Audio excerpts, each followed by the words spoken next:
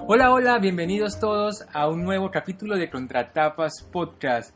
Hoy me encuentro con Florencia Puddington, como cada 15 días. Hola, ¿cómo andan? Y mi nombre es Yamit Zuluaga. Y bueno, yo estoy emocionado porque el programa de hoy es diferente, se desvincula un poco de la dinámica. Lo que hacemos en general es elegir un tema y seleccionar libros sobre el tema. Hoy podemos decir que es como una entrega especial, ¿no? Sí, elegimos algún lanzamiento de algún autor nuevo que queremos promocionar o difundir o ayudar a hacer circular esta literatura contemporánea que también es interesante y tiene algunas joyitas para mostrar. Sí, además también hay muchos libros que de repente no están en todas las librerías, que no son parte como de ese circuito comercial, y bueno, que alguien a uno le diga si está bueno o no está bueno o por dónde va el libro antes de comprarlo es una buena herramienta para seleccionar. Mucha gente hace eso, ¿no? Sí. Lee solamente recomendaciones. Bueno, cuando uno ya tiene su recomendador oficial, está bueno, ¿no? Cuando conseguís, es como con las películas también. Sí. Uno tiene su crítico que le cree, que le gusta, que coincide, y entonces siempre aspira a que le recomiendan libros esas personas, ¿no? O el amigo, porque O el amigo. a mí me pasa muchas veces con las películas, ahora que lo mencionas, yo soy muy de ver todas las películas nominadas al Oscar, por lo menos las de mejor película. Me encanta, a mí también. Pero 4 de las 6 no me gustan, o sea, no Sí. son mi estilo, no soy como el televidente más preciso para Sí. esa película, pero confío mucho en ciertos amigos que siempre me mandan libros y siempre me mandan películas. Específicamente, bueno, Sara Sí. Machado. Le mandamos un saludo a Sara. Claro que ahora tiene un Instagram, una cuenta de poesía, bueno, después le chusmeamos el nombre y demás. Qué linda. Y una amiga que se llama Oriana Godoy siempre me recomienda libros. Yo sé que ellas me conocen tanto que todo lo que ellas me mandan me va a gustar. Tengo Claro, como ya esa saben tu impronta. estilo y por ahí coinciden con vos en los gustos, ¿no? Sí, hay que buscar a su propio crítico estrella. Sí, la fuente que o no amigo, decepciona. ¿no? Claro, sí. Yo tengo una amiga que me recomienda series, pero me recomienda todo. Entonces Ah. es como que no. Claro, es porque a ella le gusta todo. Que está Le bien mandamos por un ella. saludo también. Que se llama Gaby. Gaby, bueno. Bueno, y hoy... Bueno, entonces, claro, ya habíamos arrancado igual presentando lanzamientos o obras de novelas, cuentos nuevos que nos gustan, que nos gustaron y que queremos recomendar y difundir con Alejandra Camilla, unos capítulos atrás, Sí. con un libro de cuentos también de editorial Bajo la Luna. Bajo la Luna. Y ahora continuamos con esta tendencia con un nuevo autor que se llama Eduardo Rabasa. Sí, Eduardo Rabasa lo conocimos en una feria de editores, estuvo en Buenos Aires, lo escuchamos hablar y nos interesó mucho. Entonces nos abocamos a leer su novela, que solo tiene 2 novelas. Sí, Entonces, hay que decir que, bueno, Eduardo Rabasa forma parte del grupo de Bogotá 39, que es una selección de autores nuevos de toda Latinoamérica que, bueno, con un criterio estético, digamos, son nombrados como lo autores bueno. sobresalientes, ¿no? Sí, los autores que representan a su generación, que representan la novedad o lo novedoso en la literatura joven también. Sí. Bueno, dentro de ese compendio estaba, entre otros, él. Así que bueno, también eso es lo que vino a promocionar en esa feria Correcto. que Y participó. además, él tiene solamente 2 novelas escritas, las 2 son publicadas acá en Buenos Aires por la editorial Godot, que tenemos acá los 2 libros. Sí.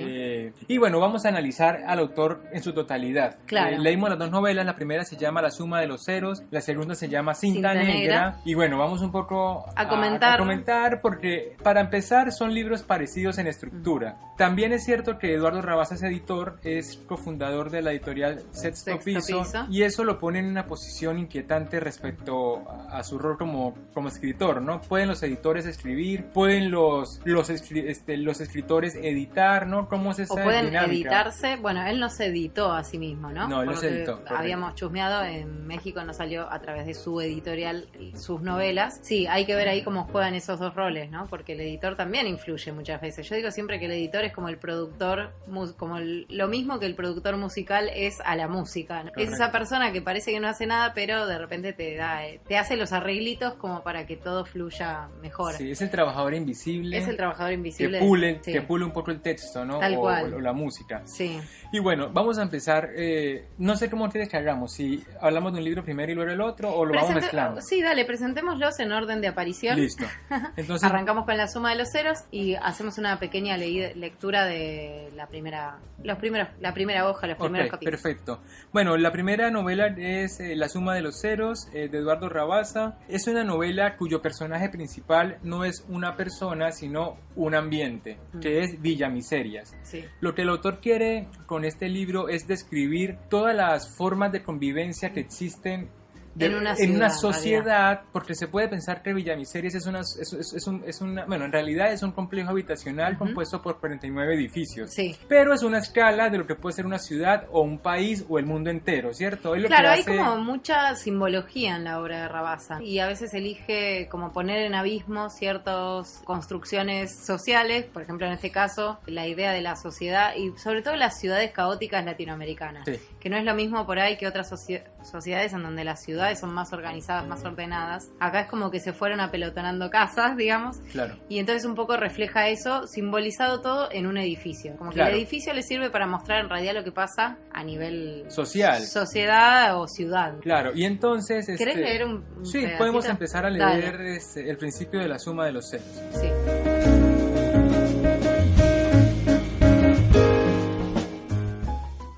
Yo solo quería ser otro de los cobardes invisibles, se lamentó en silencio Max Michaels conforme una gota de sangre escurría por su cuello recién rasurado. Casi sin advertirlo, había postergado hasta el límite la decisión recién tomada, que ahora le parecía tan inesperada como irrevocable. Estaba por transgredir la regla cardinal de Villamiserias. Se registraría en la elección para presidente de Colonos sin el consentimiento de Celón Perdumes.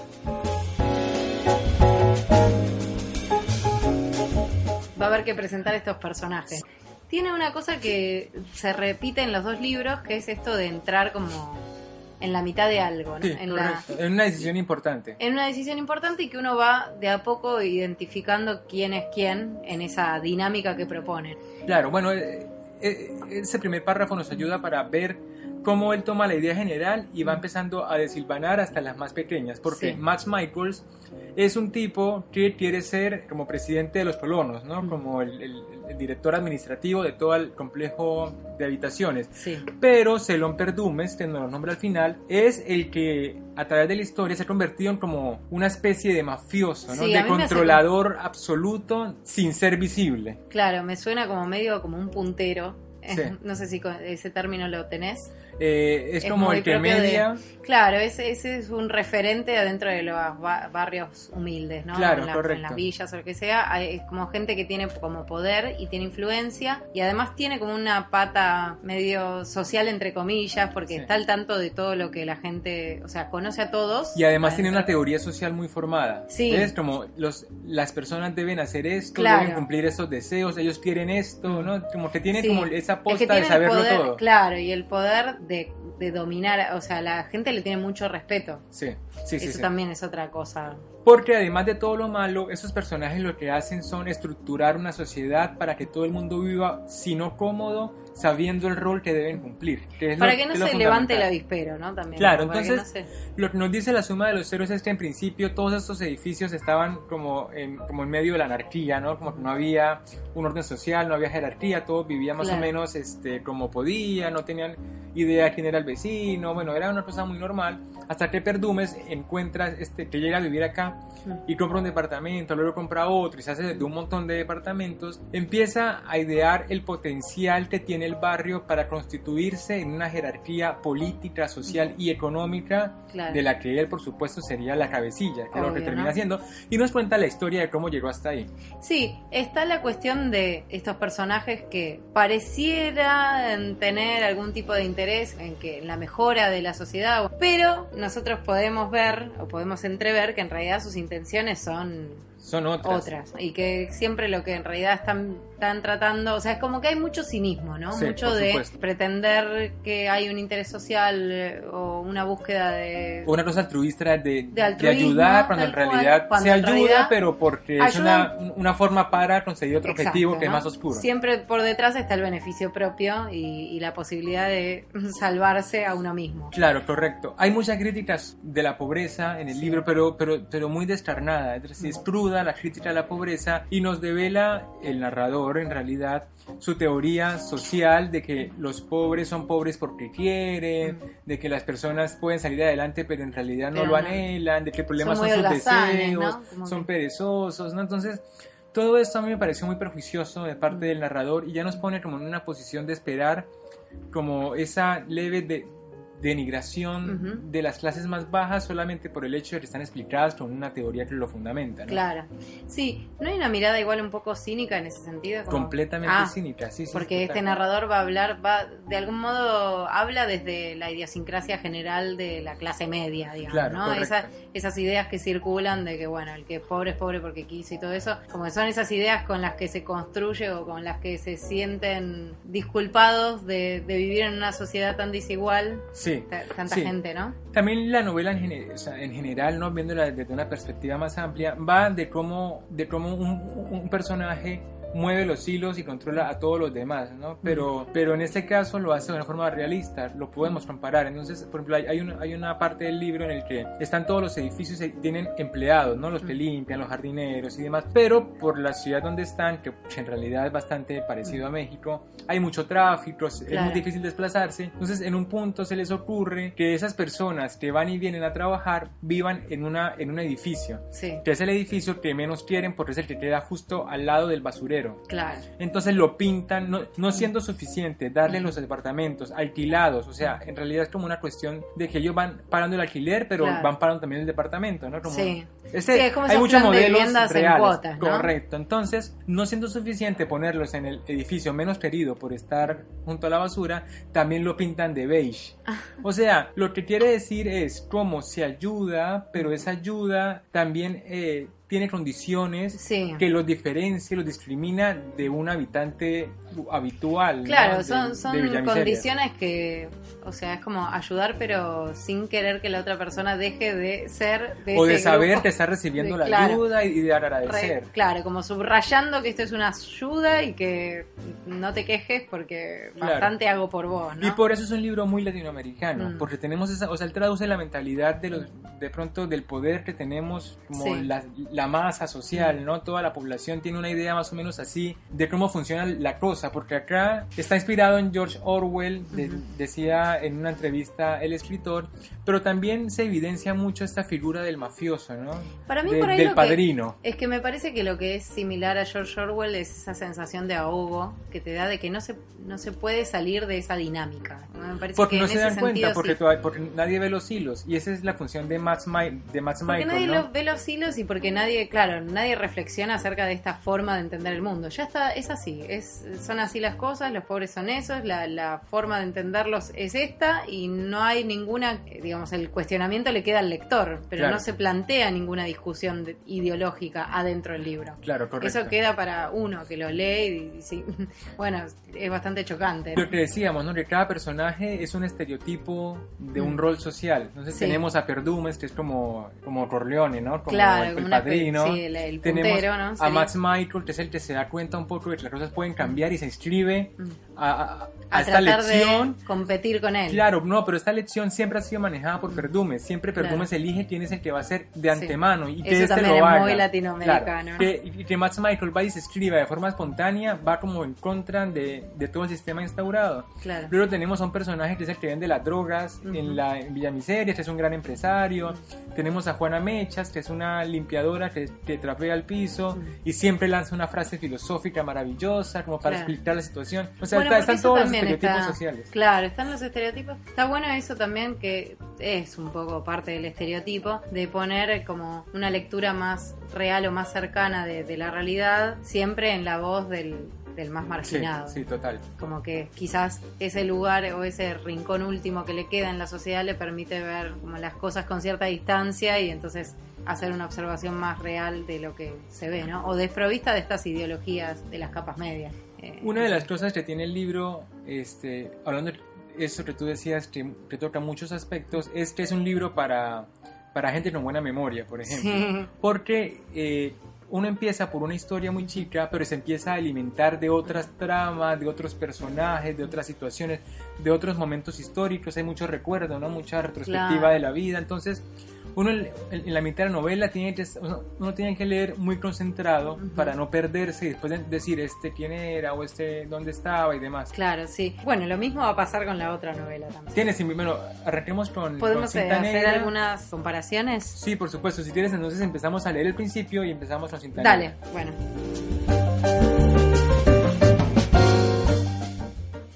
Cada vez que la megafonía de Soluciones emitía la tonada que anunciaba los mensajes de su director, el señor Sonrisa, los asociados entraban en un trance de anticipación. De manera coreográfica, procedían a anotar su interpretación del ulular, mediante el cual se les comunicaban los principios que conformaban el credo de la empresa. Una mañana, confundible con cualquier otra, Fernando Retencio salió del elevador durante la emisión de uno de aquellos mensajes. Conforme caminaba hacia la estación de trabajo, que la pizarra electrónica colocada en el vestíbulo le había asignado para aquel día, gozaba para sus adentros al contemplar los esfuerzos fútiles de sus compañeros por descifrar las expectativas del señor Sonrisa. Saludaba con la cabeza a los asociados con los que habría de compartir el espacio durante la jornada laboral. Hacía tiempo que renunciaba al intento de aprenderse los nombres de cada uno. Tanto por razones prácticas como existenciales, era un gasto inútil de energía. Por otra parte, la pizarra que computaba sin cesar la posición relativa en el escalafón de la empresa era tan implacable como caprichosa. Retencio no recordaba haber repetido alguna vez de manera consecutiva ni sitio ni compañeros de estación en los más de 5 años que llevaba formando parte de Soluciones.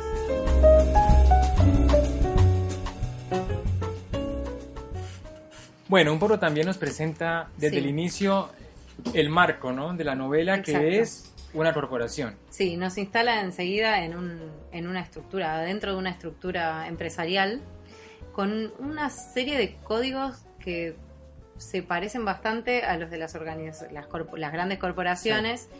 Quizás un tanto exagerados, como para subrayar bien algo de ese estilo, de esa idiosincrasia empresarial que todos conocemos de manera directa o indirecta, por lo menos. Claro, una de las cosas que comentábamos también antes de grabar era la elección de los nombres, ¿no? Que es muy curiosa y es particular, pero también es muy obvia con la labor que hace o lo que representa el sujeto, ¿no? Sí. Tenemos a Orquídea, que es una periodista, tenemos a Juana Mechas, que es una barrendera que trapea. Claro. Tenemos también en Cinta Negra al señor Sonrisa, que va a ser el CEO. El CEO.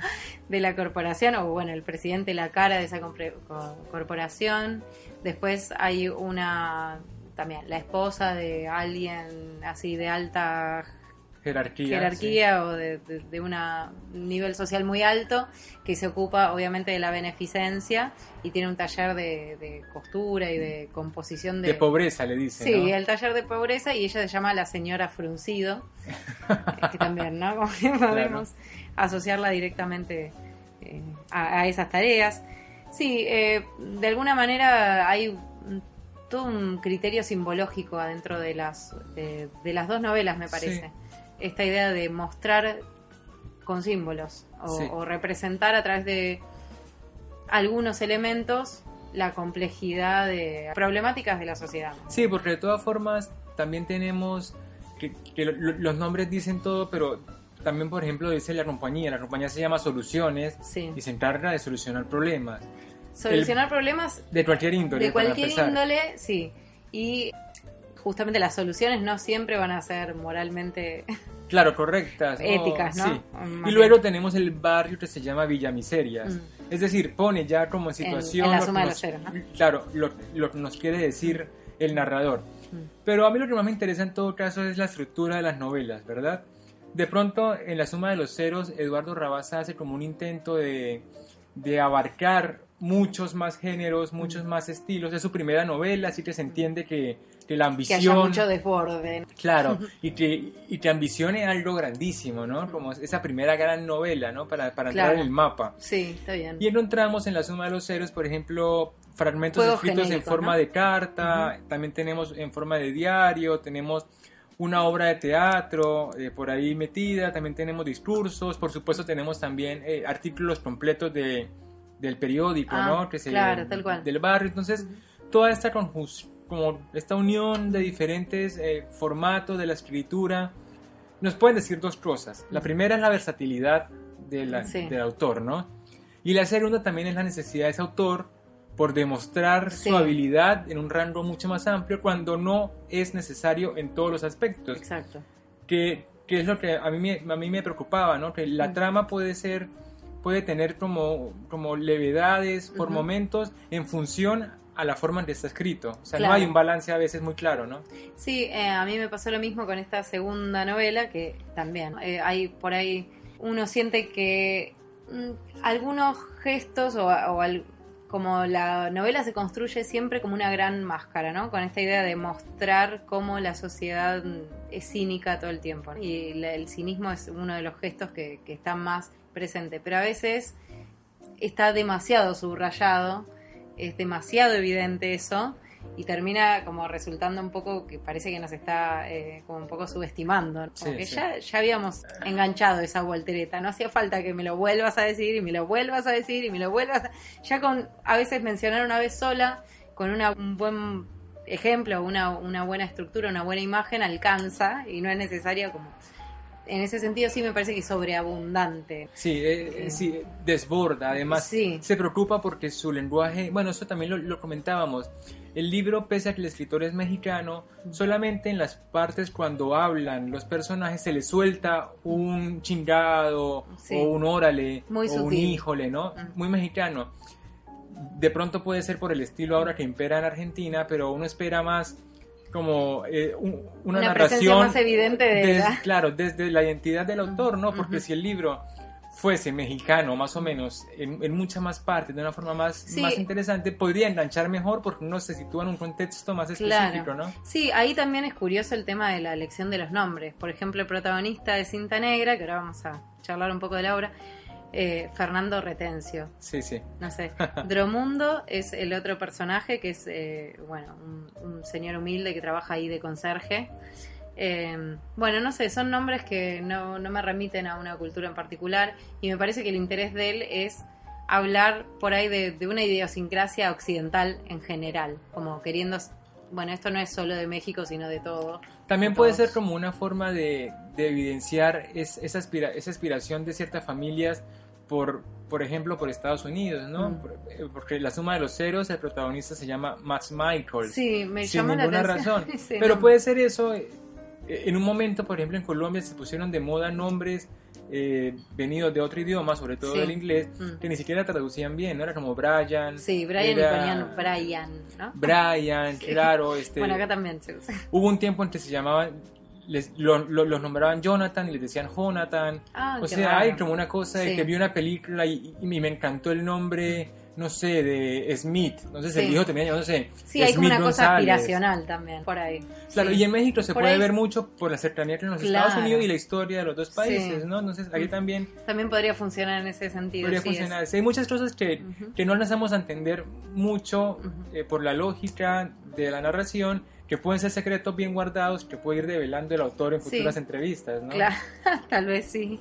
Bueno, volviendo a Cinta Negra, entonces tenemos una organización de estructura empresarial y nuestro protagonista, que es Fernando Retencio, es un aspirante a llegar a lo más alto en esa hacer Cinta Negra. Cinta Negra es como el premio máximo que podés obtener por, tu buen desempeño en esa empresa, y significa un ascenso y además significa un cambio de estatus en la organización. Es como el último de los ascensos. Exacto, es un cambio de estatus adentro, ¿no? Como cuando habla de los Cinta Negra tiene una deferencia, tiene como una actitud de respeto, ¿no? Además acceden a ciertos beneficios, entre otros a hablar con el CEO, con el señor Sonrisa, a quien nadie conoce salvo que sea Cinta Negra, y entonces ahí tenés acceso a su oficina, porque si no vas a poder verlo ni conocerlo. Sí, son en los dos libros, tanto Salón Perdumes en La Suma de los Ceros como el señor Sonrisa en Cinta Negra, nunca están, o sea, su presencia se siente en todo momento, pero el personaje nunca está, que me hace acordar de esos... Por ejemplo, en The Big Bang Theory, la voz de la mamá de Wolowitz, ¿no? Que aparece y grita, pero nunca la vemos. Creí que me ibas a decir la madre en Snoopy. Ah, bueno, también, pues, sí, hay como esos personajes que su presencia es muy importante, pero que nunca los alcanzamos. Todo es imaginación, ¿no? Todo es una suposición de quién puede ser o cómo puede ser. Sí, tiene esa cosa también de que son las personas que verdaderamente digitan tu vida, pero de los que en realidad no conoces, ¿no? Porque un poco queda esa idea, porque al final Fernando Retencio va a comportarse todo el tiempo y todas las acciones de su vida están orientadas a esa finalidad, que es a acceder a ese beneficio en la empresa, y entonces piensa en eso todo el día. Y eso afecta su relación de pareja, la forma en la que trata a los demás. Sí. Incluso se muestra con esa estructura tan vertical que tiene la empresa en la que trabaja, todos son posibles competidores, entonces no tiene prácticamente compañeros de trabajo. Los compañeros de trabajo, como decíamos en el fragmentito ese que leímos recién, son personajes abstractos. Él los llama los Pérez, así de manera despectiva, como diciendo los don nadie, ¿no? Sí. Gente sin identidad, y siempre los ve como competidores, y además como competidores que están en nivel inferior de condiciones. Sí, eso te iba a decir. A mí lo que me divierte tiene como un tono más humorístico que el anterior, ¿no? Sí, pero lo que me divierte del personaje de Fernando son tres cosas que tienen que ver con el cinismo. La primera son sus como incontrolables celos hacia su esposa. Pero no son solamente los celos, sino que es como si él quisiera cacharla. Él siempre está pensando en que ella está con otro tipo y está ideando y planeando formas de encontrarla como con las manos en el hombre, ¿no? Claro, pero además esa es la mecánica del celoso, ¿eh? El celoso quiere confirmar sus sospechas, no es que duda de a ver si sí o no. Él sabe que sí, pero no encontró pruebas todavía, ¿no? Claro. Esa es como la mentalidad pero del además, Esa es una pata de... Sí, pero se pone muy hinchahuevos con la cosa de los celos. Y en un punto, por ejemplo, cuando la mina más o menos le dice, la esposa Carla le dice... Bueno, sí, estuve con él y me invitó a su departamento a tomarme una copa con el actor Pavlovich. Sí, un actor que ella conoce. O sea, ella juega con él como que intenta decirle que sí le fue infiel, y él se empieza a temblar, se desborda, se pone mal. O sea, es como que él percibe los celos sabiendo que lo peor que le puede pasar en la vida es confirmarlo. Claro, ¿no? Sí, es como eso. Tal cual. Ese es uno de los aspectos muy cínico y muy divertido del personaje. Luego el otro es los Pérez, ¿no? Como tú decías, que son todos los demás compañeros que son del mismo nivel que él, o sea... Son iguales y hacen las mismas cosas. De hecho, en esa tabla hay un ranking que se desarrolla en la empresa, en el que, bueno, si haces bien tu trabajo vas a ir avanzando, y cuando llegas al puesto más alto es que... Eres cinta negra. Sos cinta negra, ¿no? Y él está en la mitad de la tabla. Eso quiere decir que hay un montón de empleados que son estos Pérez, que incluso que tienen una mejor evaluación. Pérez, eso es súper denigrante. Y él es un Pérez más. Pasa que él se piensa como un cinta negra ya. Él como que tiene ese adelanto psicológico de verse y de concebirse en la cima, ¿no? Y que es concebirse superior a los demás. Hay una escena en la que dice, llegué y los miré y estaban cada uno en sus cubículos como transpirando y nerviosos, y escena siguiente es, me senté en mi cubículo y empecé a transpirar y estaba re nervioso. Es decir, es lo mismo, digamos, tiene el mismo comportamiento porque es tan humano como ellos y más o menos de la misma capacidad, digamos, ¿no? Pero él tiende a sentirse superior a todos. Sí, él ya es cinta negra. Y por otra parte, esa relación con Drumundo, ¿no? Sí. Que el tipo es como un hacedor de todo, es como que limpia. Bueno, lo llaman conserje, pero en realidad es como un asesor o un ayudante que él tiene, porque cada vez que tiene que llevar adelante alguna solución, la empresa consiste en resolver problemas. Entonces la gente algún cliente llega con un problema, y cada uno de estos Pérez, incluido Retencio, tienen que resolver el caso que les toque. Sí. A pura creatividad, ¿no? Claro, y ahí lo hacen de distintas maneras. Ahí está el costado más alocado de la novela por ahí, porque las soluciones muchas veces son bastante disparatadas. Claro, correcto. Y bueno, y este Drumundo, que es una especie de conserje, en realidad lo ayuda, le consigue el material, si hay que maquillarse, si hay que disfrazarse, si hay que armar un decorado. Sí, es como un asistente general, ¿no? Hace lo que le pida el otro, pero tiene una relación muy ambivalente, porque por un lado lo insulta, lo trata mal, pero por otro lo ayuda, ¿no? Es como... Sí, lo ayuda, igual lo ayuda de la misma manera que, como decíamos antes, en la suma de los ceros. Te ayudo, pero recordá que Sí, te sos un inferior y que estás recibiendo mi ayuda. Correcto, ¿no? Pero dicen un punto de la novela. Dromundo además es un conserje y viene de una familia, o sea, sí, vive ahí se da cuenta, en 2 habitaciones. Claro, la novela da cuenta de que su origen es muy humilde, que tiene una familia muy sencilla también y bueno, y que aún así, y a pesar de todo el maltrato que recibe, él siempre tiene buen humor. Claro, ¿no? correcto. Y lo que pasa es que es lo más cercano a un amigo que tiene Fernando en la empresa. Sí. Es como él es su única relación social o su conexión real. Porque claro. Después a todos los trata mal. Y me encanta el nivel de flasheo que tiene. O sea, él ya se imagina que cuando sea cinta negra, él qué va a hacer, qué no va a hacer, a quién va a tratar mal, a quién va a tratar bien. Incluso dice que hasta el mismísimo Sonrisas, cuando se lo ponga... Lo van a inmunear porque total ya va a estar en... Pero entonces... y le pasan cosas que lo bajan a la tierra, como cuando hay como un montón de mujeres que es el escuadrón de despidos que anda por toda la empresa cantando una curioso, cosita, ¿no? Despidiendo a la gente. Eso está bueno. ¿Cómo se despide la gente en esta empresa? En vez de llamarlo y qué sé yo, avisarle que está desvinculado, no, le mandan una suerte de porristas que le hacen una danza y le bailan y le dicen, mira, estás despedido, cantándolo. Y además es horrible, es muy morboso porque entran las mujeres bailando y no queda claro todavía a quién van a despedir. Claro. Entonces van descartando uno por uno. Si te tocan el hombro, vos sabés que zafaste. Claro. Y hasta que al final tocaron a todos menos a uno y ese que queda es el que, bueno, fue despedido. Es el que fue despedido. Sí. Ya sale como de la carrera competitiva, ¿no? Exacto. Porque claro, esa es la preocupación del personaje de Fernando, que si despiden a alguien que está por encima de él en el ranking, pues él sube un punto, ¿no? Claro. Entonces, eso es lo que importa en los despidos. Sí. Y además hay todo un juego ahí de cómo describe esos episodios cuando entran las porristas, porque están todos haciéndose los que no les importa, claro. Porque ya saben que a ellos no va... O sea, cada Pérez o cada empleado sabe que a él no le va a tocar, porque todos tienen la misma actitud así... Sobradísima. Indolente, sobradísima...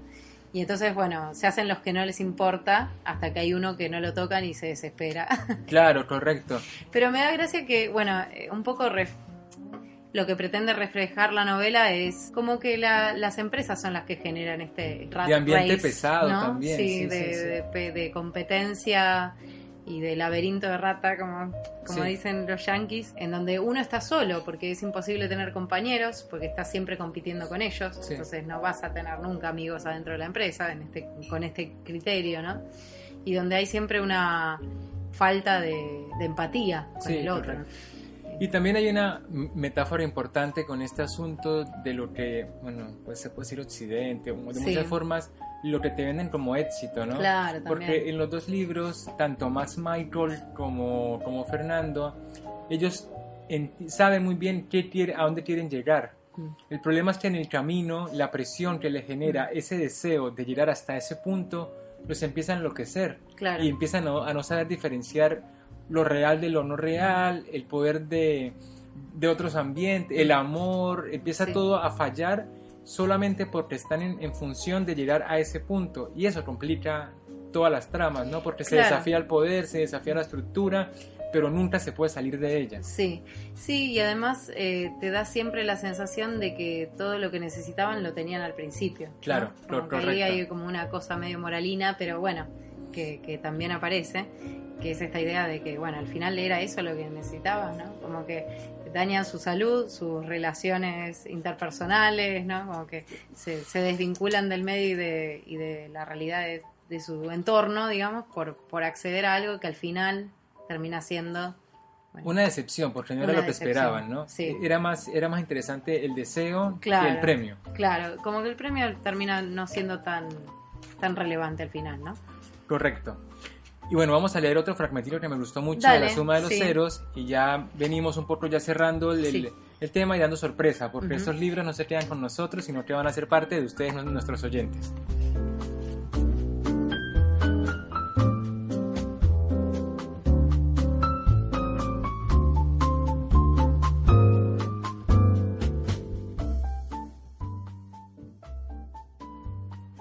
Inquilinos de Villamiserias. En este mi discurso inaugural de campaña, debería comenzar agradeciéndoles que estén aquí reunidos en la Plaza del Orden para escucharlo. Después presentarme como un humilde servidor, cuyo único deseo es ejercer la autoridad en beneficio de ustedes, por ustedes, para ustedes. los inquilinos de Villamiserias. Según lo acostumbrado, tendría que explicar que desde muy pequeño me indignaba ante las injusticias cometidas contra los que menos tienen. Ver a mi nana trabajar a largas horas de pie, como condenada de la mitología antigua, consumida por limpiar, lavar, trapear, cocinar, hacer las recámaras y demás, desde el alba hasta la noche, para que volviéramos a ensuciar, dejar platos con comida sin terminar, tirar ropa y quejarnos de que había un pelo suyo en la sopa o de que le faltaba picante el guiso, una, otra y otra vez. Todo por una paga miserable, sin protección ante enfermedades, sin una pensión para la vejez, obligada a portar un humillante uniforme, conversaciones en otro idioma en su propia cara cuando no queríamos que entendiera el contenido. Ahí habría sido cuando decidí prepararme para ayudar a todas las nanas de Villamiserias. Basta de injusticias.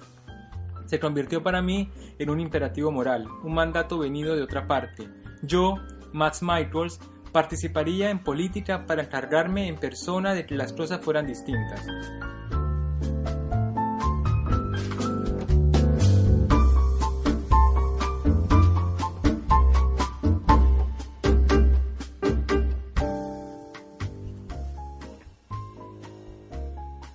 Bueno, ahí vemos, por ejemplo, cuando Max se inscribe y lo deja ser candidato, empieza a lanzar estos discursos, ¿no? Les habla a Villamiserias, pero desde una mirada diferente. No les empieza a decir que él le va a cambiar la vida. Él empieza a explicarles que ellos son unos miserables y que si no se dan cuenta nunca van a salir de ahí, de ese lugar, ¿no? Claro, que era lo que decíamos antes. Sí, ese mismo contraste de clases sociales o esa forma mal llevada, digamos, de relación entre clases sociales también está en Cinta Negra. Y se ve sobre todo en las tareas o el trabajo que hace la esposa de Retencio. Bueno, también se ve en la forma en que Retencio trata a su ayudante, un personaje que se llama Dromundo, pero sobre todo es más evidente en el trabajo que hace la esposa, que participa de una sociedad de beneficencia.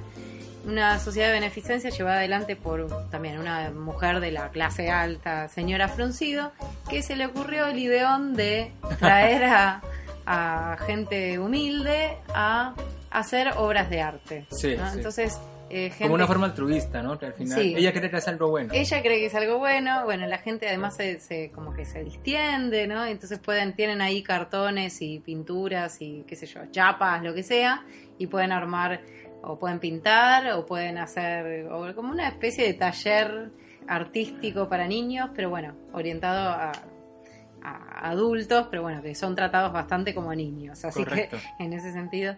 Y bueno, la parte más interesante de este proyecto es que después esas obras de arte se venden y además se cotizan muy bien aparentemente, sí, ¿no? Sí. O sea, la fundación se ocupa de venderlas y le da alguna chirola a los No creadores, mucho, porque se dice que si le dan mucho, de pronto ellos van a perder el sentido de la vida, que van a cambiar, y no es la idea, ¿no? Claro. Tiene una cosa muy... Hay como un trasfondo filosófico para justificarlo, pero en realidad es una explotación y un abuso. Sí, y además denigran a los pobres para hacerlos un espectáculo. De hecho, había una de las instalaciones, ¿no? Del lugar, era que ponían a una familia humilde como en una especie de caja de cristal con lo mínimo necesario para vivir como vivieran en la calle, para que los demás lo miren. La gente Entonces, lo ve, ¿no? Incluso tenían poca agua, les escaseaba el alimento y la gente, como que el performance era ver qué hacían cuando no tenían nada, ¿no? Que es algo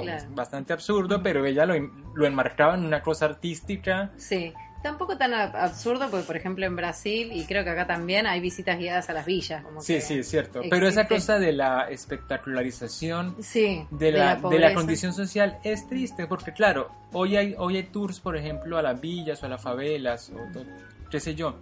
Pero por ejemplo, a principios del siglo XX, en realidad, los fotógrafos, lo que querían, los primeros fotógrafos y demás, querían era retratar cómo vivían las clases dominantes. Claro. Querían retratar a la duquesa tal, a la reina tal, a la princesa tal, y esa duquesa, esa princesa y esa lo que sea, no las dejaban, porque era una invasión a la privacidad. Claro. Pero ahora nos parece que como el espacio es público, es digno ir a ver como, o sea, eso me parece, a mí personalmente No, obviamente, sí. Me parece una cosa tremenda. Sí, hay una cosa de morbo terrible también, porque es... y de distinción, porque cómo vive otra persona, vive como tú vives con otras cosas. Claro, tipo, ¿no? Como que parece que en el fondo, ¿qué querés? ¿Sentirte aliviado claro, de que no sos eso? O volver a decir, ay, pobrecito, sí, y yo doné porque no, esas no son... Qué bien que me siento porque doné, ¿no? Como y eso lo demuestra mucho estos libros, ¿no? Cómo se usan las clases sociales entre ellas a partir de su posición para lucrar o para tener poder o para acumular lo que quieran acumular. Exacto, o para justificar el desinterés. Ah, bueno, también. Bueno, ellos así porque quieren, entonces estoy tranquilo, digamos. Claro. También es cierto que es muy duro el contraste a veces. Me imagino yo que también funcionan como una especie de justificativos que me permiten seguir llevando mi vida sin sentirme tan... Sí, principalmente es una crítica social fuertísima que se entiende porque estudió política, aparte Rabassa estudió política, licenciado en ciencias políticas o algo así, entonces está como muy atravesado por esa realidad que él entiende desde una desde un ojo más formado, ¿no? Sí, así que bueno, mucha simbología, muchos temas universales, pobreza, cinismo de la sociedad, marginalidad, precariedad. Sí, contraste entre clases y todo eso, que son temas que uno ya conoce. Eso junto a lo otro que mencionábamos antes, de la paranoia y esa cosa tan psicologista de cómo se enredan estos personajes en sus propias debilidades, sus propias ¿no? pasiones, como decía una sinopsis. En sus propias pasiones. Sí, bueno, para ir cerrando, un tema que me gustaría tocar, además del desarrollo psicológico. El primero era cómo enmarcar esta novela, ¿no? Porque es una trama política, también es como una cuestión vivencial, como costumbrista, también, o sea, tiene como un toque de todos los géneros, ¿no? Literario, ¿no? No podríamos decir que es una novela pensaba, ni policial, ¿no? Es una cosa muy extraña. Sí, yo pensaba también que tampoco encaja en el género realista, ¿no? Porque hay muchos... Es como una cosa ahí medio de realismo mágico. Pero también hay parodia, también hay sarcasmo, ¿no? Sí. Es una novela que más allá... Y funciona a partir de la exageración y ¿no? de como de imágenes saturadas de la ciudad, ¿no? Como cosas, correcto. Qué sé yo, los burdeles que aparecen, ¿no? Están como exagerados o no sé, no son reales, no podemos decir que sea una imitación de la realidad tampoco, ¿no? Y también estructuralmente, porque no hay una trama lineal, hay muchas personas, hay muchas ramas, hay muchos temas que toca, ¿no? Cambia de formato, cambia de modo de narración, es así, es una versatilidad que puede sorprender como puede abrumar. Para mí funciona pensando que es como una simbología, ¿no? Sí, es una funciona desde la metáfora o o desde el símbolo, ¿no? Muchas construcciones que representan otros valores o circunstancias de las sociedades modernas. Correcto. Y el último de los temas es la locura, ¿no? Porque al final toda esta presión lleva a los personajes a pirar, ¿no? A perder la cabeza. Sí, tal cual. Bueno, de distintas maneras. Por ejemplo, está Retencio, que se vuelve loco con los celos, pero también llega, está recontramedicado, es alcohólico, o sea, toma pastillas para estar tranquilo contra la ansiedad, digamos, pero además toma alcohol. Está todo su pasado y la relación que él tiene con su padre, que también se trata. Y sí, digamos que cuando termina, no sabemos, no voy a contar si llega o no llega a tener la cinta negra, pero las condiciones en las que llega al final del libro son lamentables. Y por su parte, Mads Mikkelsen, de La Suma de los Ceros, que eso es otra cosa, ¿no? Los personajes terminan locos, pero los jefes intactos, siguen estando en el lugar donde empezaron, o sea, el poder no se mueve. Bueno, claro, y en esta novela nunca llegamos a verlo al señor Sonrisa, en ningún momento. En La Suma se llega a ver a Perdumes, pero tipo apariciones muy especiales. Muy especial. Y Mads Mikkelsen, su locura va por el lado en que él escucha voces. Y le llama como los muchos, que es no voces 3 o 4, escucha como 10 que lo insultan, que le dicen qué hacer, que le infringen miedo, y bueno, termina en una posición completamente desahuciada. Sí, como que su locura lo atrapa, lo aborda, y más con la campaña política que empieza a hacer, y bueno, es un personaje interesante, pero nunca tiene momentos como de una felicidad duradera, ¿no? Tal cual.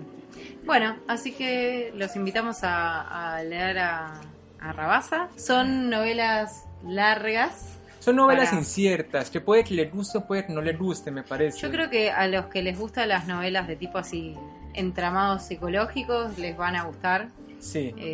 Esos personajes que se pierden en su locura, bueno, es para ustedes. Sí, son novelas y personajes coloridos, eso hay que decirlo. Son tramas, pero las y con un tono así cortas. medio, por lo menos cinta negra sobre todo, con un tono bastante como yendo al humor. Así es, al humor y a la crítica un política. Humor ácido, negro, ¿no? Sí. Pero humor al fin. Y bueno, eso ha sido todo por hoy. También les decimos que estos libros, bueno, le agradecemos a la editorial Godot que nos facilitó las lecturas y por eso vamos a entregárselo a los lectores. Vamos a hacer un sorteo por nuestras redes sociales. Síganos en Facebook y en Instagram en @contratapaspodcast y les estaremos diciendo cómo se pueden ganar la suma de los ceros de Eduardo Rabassa y cinta negra del mismo autor Eduardo Rabassa. ¿Algo más por decir, Flor? Nada, esperamos que les gusten. Bueno, también me suma el agradecimiento a Editorial Godot, que además tiene otros lindos libros para chusmear y para mirar, así que los invitamos también a seguirlos a ellos en Instagram. Y bueno, eso es todo, nos vemos la próxima. Chao, chao, que la pasen muy bien.